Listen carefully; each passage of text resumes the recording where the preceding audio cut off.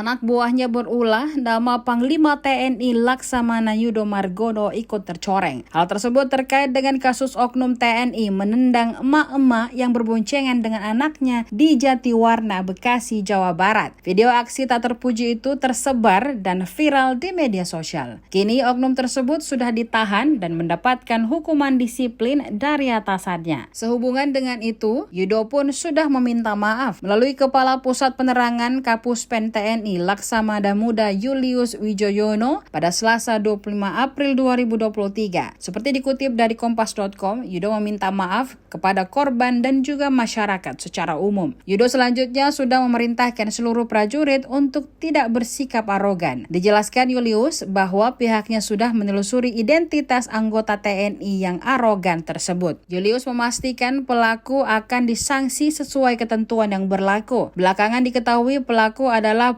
Praka ANG yang merupakan anggota Denhanut 471 Wing di Kopaskat, Komandan Pasukan Gerak Cepat. Praka ANG kemudian langsung ditahan dan dapat hukuman disiplin dari atasannya. Selain mengidentifikasi pelaku, TNI juga sudah mengetahui identitas korban, yakni Sri Dewi Kemuning. Praka ANG sendiri sudah mendatangi kediaman Sri di daerah Pondok Ranggon, Bekasi bersama sejumlah anggota TNI lainnya. Permintaan maaf Praka ANG juga diterima oleh ayah Sri. Meski begitu, ayah Sri mengingatkan agar ANG tidak lagi mengulangi perbuatannya.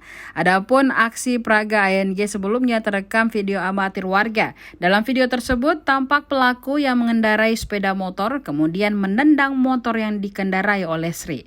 Peristiwa ini dipicu Sri mengerem mendadak sehingga membuat Praka ANG tak sengaja menabrak motor di depannya.